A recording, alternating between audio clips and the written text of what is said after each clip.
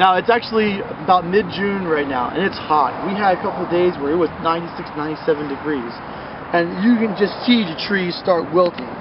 One of the ways that we keep all of our trees so lush and good looking at Highland Hill Farm is that we have a really good watering system. And this is the watering system right here that we have. And this is a delivery that delivers water to the tree. And the best thing I like about this watering system that we have is that when we use it, it's not meant to give a whole bunch of water at one time. It gives water over a prolonged period of time, maybe a half an hour to 45 minutes. And that allows the water to infiltrate into the soil and get into the tree. And that's what we really want. If you take a hose and you just shoot the hose right at the tree, it's too much water at one time and the water runs off. But this little system right here, we have one per tree on all the trees that we have through here. They're sitting out of the ground on top of hard blue stone that heats up during the summertime. And we still have really good looking trees here. So I really do think that this little system here that we have works fantastic. It's a really good system that we have. When you water a tree, the tree from one spot to another spot may need different water. So suppose if you would plant a tree that's in Pittsburgh versus planting a tree that's in South Carolina, the water that you need to make the tree survive would be different based on the areas that they are. Another good example is that if you have right next to a river, or right next to a pond, or a creek, or a lake, you probably don't need as much water on the tree as suppose you're on top of a hill and there's no water around it, low moisture and lots of wind. So each location that you have needs a different amount of water. But the rule for watering is the same. The rule for watering is to keep your tree moist. And if you keep your tree moist, you're golden. If you get too much water on it, the water gets into the soil, blocks the soil pores, and then air can't get to the tree. If air can't get to the tree roots usually start to rot. It turns black, and we call that root rot. If you don't get enough water onto the tree, the tree roots can't uptake enough water up into the tree, and the top starts to weep. If it's too long a period of time, suppose you don't water and it's dry for over a period of a week to 2 weeks to 3 weeks, the roots actually start to physically change, and they start physically forming a cuticle on the root in order to save the root from dying. And if that starts to occur, like you don't water and it's real hot, the cuticles start forming, it may take a week to 2 weeks of watering just to wash those cuticles back off of the root and have the roots start growing and uptaking water again. So when you're watering just to keep it moist. Don't go on vacation and leave it go for a week or 2 weeks. You just gotta be there, you gotta monitor it, you gotta make sure that there's actual moisture in the tree. Not so wet that mud blocks airflow, but not so dry that there's not enough moisture there for the roots to uptake to support the tree. This is a rotten piece of burlap that we have. And this is typically what we use for our trees when we dig our trees. And this is what it looks like in about 3 to 4 months after we've used it. It doesn't last very long. It breaks right apart. Not very strong. But it does the job we need when we need it to use it. And we like to use this because when we put it in the ground, or if we have a homeowner comes in and not sure how to move the trees, not very good at it, we can tell them that you can leave the whole thing together, you don't have to worry about it, because guess what? It breaks down. And in a couple months, you don't have to worry about it, and it won't hurt the tree.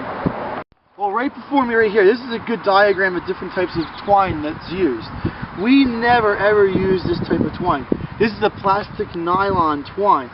It has its advantages in certain aspects, but we believe that the disadvantages are much worse than the advantages is. We typically use this type of twine and this type of twine. This is single ply sisal twine and triple ply sisal twine. With the advantages of these guys and the disadvantage of this is after it's planted. After it's planted and you have a twine like this will decompose. This is very similar to a type of grass that you have in your yard. Decomposes to basically nothing. This never decomposes. We've dug up trees 20, 30 years after it's planted and you still find this twine. It never goes away. Now when we plant our trees, we always try to use the sisal twine for tying them up, and if the sisal twine's on it, we don't have to take it off. If it's a real windy location, I would actually prefer to keep the sisal twine on to help hold the tree together as a unit, and ensure that it doesn't break apart as it rocks around in the wind. But if we have this or this plastic nylon on it, regardless of the location that you're planting the tree at, regardless of how much moisture or how much wind that's there, if you're planting with this type of tie-down device, it must be removed. It doesn't have to be removed right away, but it's not good that if you leave it on for someone else to remove, and that next person never removes it, could be quite a problem.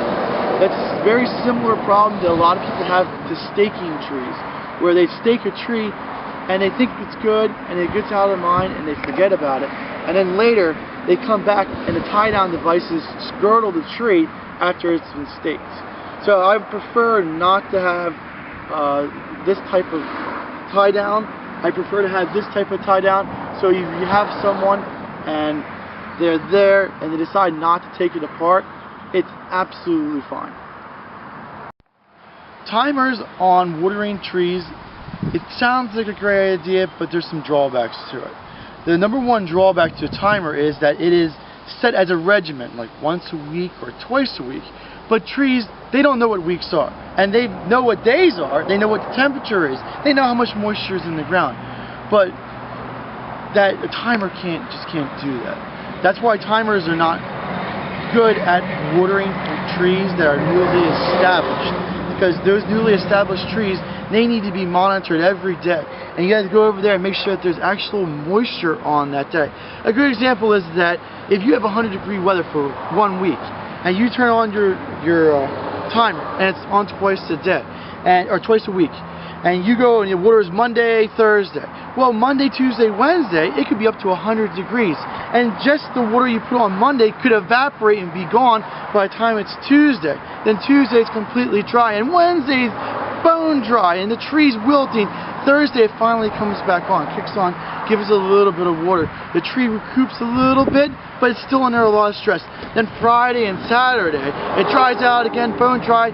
Sunday, it could be a dead tree by that point. Even though that the foliage is green and it's drooped down real bad, it can get to a point called the permanent wilting point, and beyond that point, it's gone. So if it's too hot, if it's real hot and you don't water enough with the timer, it can be bad. Now let's reverse it. Let's say that we're in mid-May and we get a torrential rains and it just doesn't stop raining the whole week. We get 5 days of rain out of 7 in a week, and it is just oozing with water everywhere. You walk out and your grass is goes swishy-swashy through your feet, and then your timer kicks on, because guess what? It doesn't know the difference if it rained or not. It doesn't have a humidity gauge to it. It kicks on because that's the day of the week that it is. Well, it's reliable. Yes, it's getting water to it, but is it needed at that point? That's why when you first plant trees, I would prefer not to use a timer, but instead having somebody actually go out and monitor the tree to make sure that the tree gets enough water. That's, I think, is the ideal way of watering trees.